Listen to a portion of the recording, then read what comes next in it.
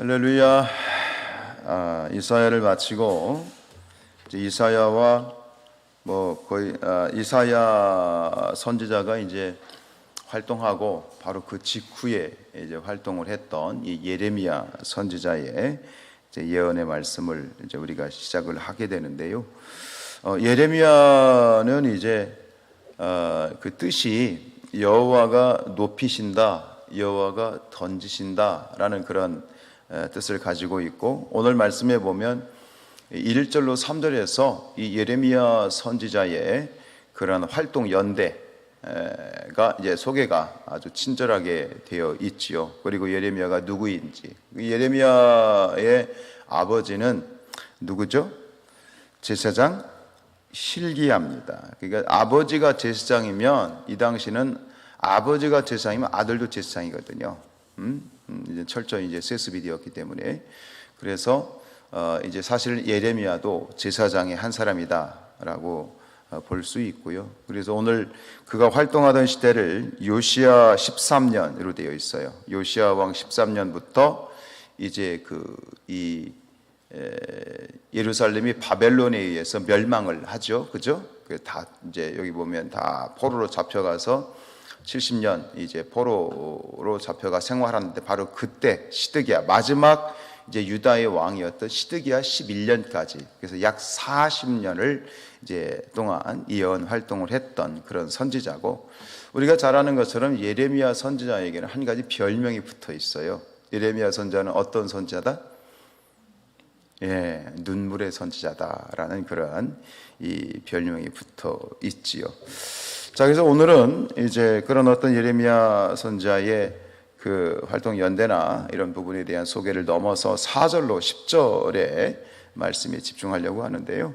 4절로 10절에서는 이 예레미야 선지자의 소명을 받는 그런 기사, 즉 하나님께서 예레미야 선지자에게 소명을 주시는 그러한 그 부분에 집중하려고 하는데, 하나님께서 이제 예레미야 선지자를 선택하셔서 그를 선지자로 부르시고 소명을 주시는데, 지금 보면 예레미야 선지자가 말씀 듣고 즉시 아멘 합니까?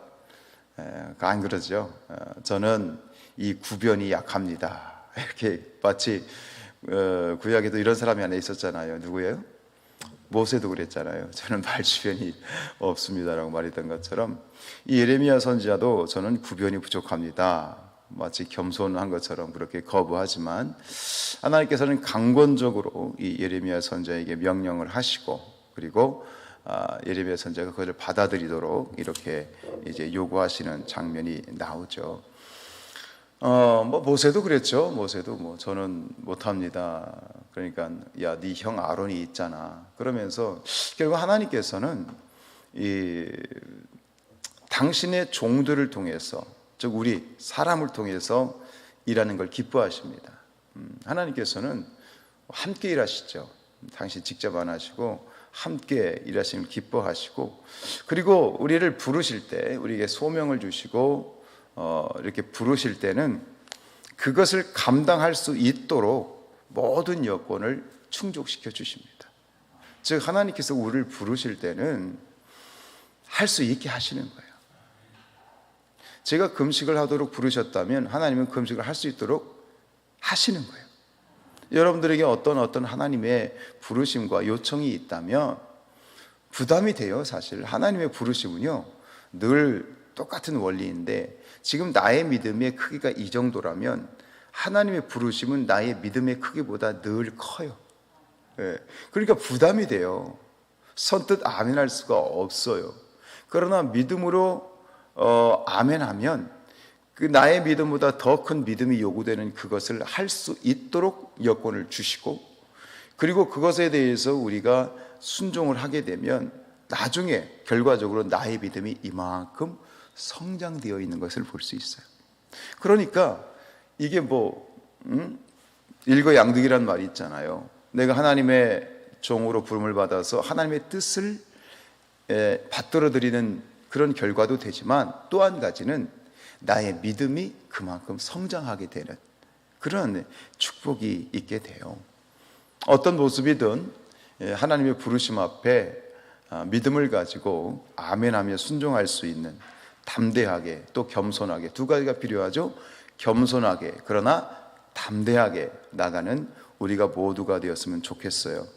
10절 말씀에 보면 보라 내가 오늘 너를 여러 나라와 여러 왕국 위에 세워 내가 그것들을 뽑고 파괴하며 파멸하고 넘어뜨리고 건설하고 심게 하였느니라.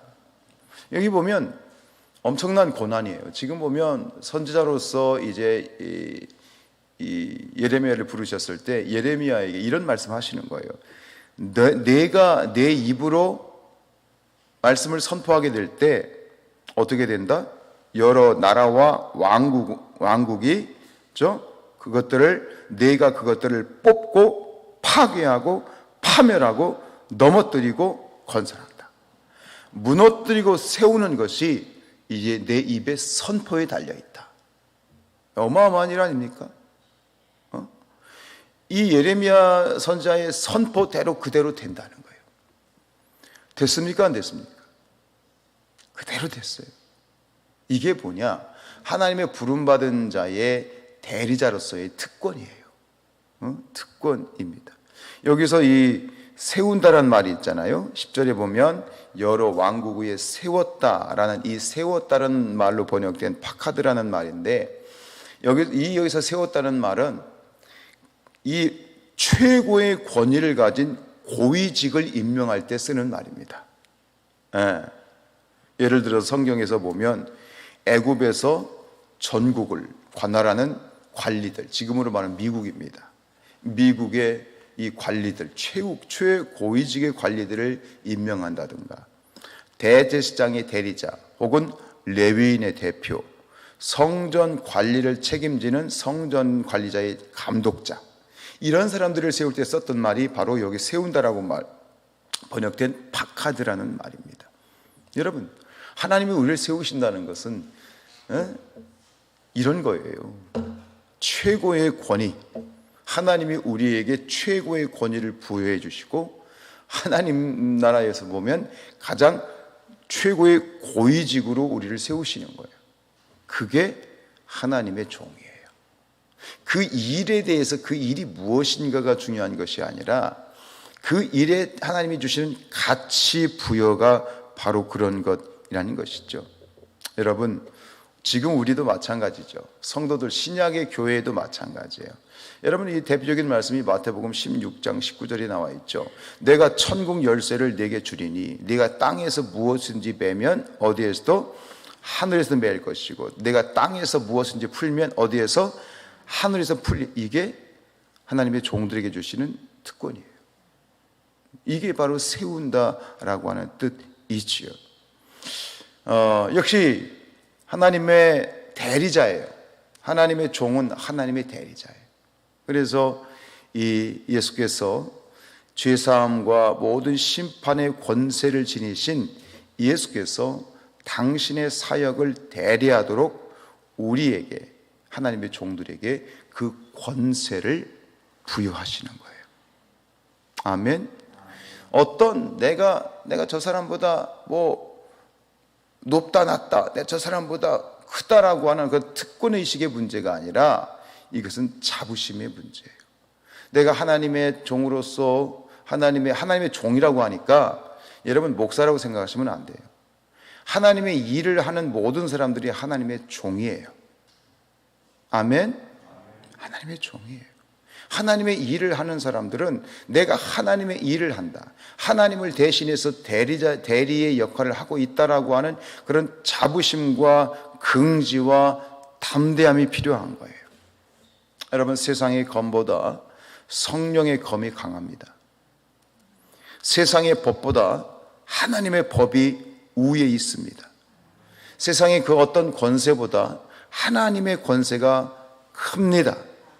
그러니 우리가 하나님의 종이 되어 쓰임받는다는 것이 얼마나 복되고 영광스러운 일인지를 우리가 마음에 그 자부심을 가지고 있어야 돼요. 여러분, 유명 대학의 교수 하면 유치원 교사가 아니라 저 큰 인류 대학의 교수, 학생들을 가르치죠. 여러분, 그런 유명 대학의 어떤 교수나 선생님도 귀하지만 저 몇 명 안 되는 아이들을 가리키는 교회학교 교사들은 그보다 훨씬 귀합니다.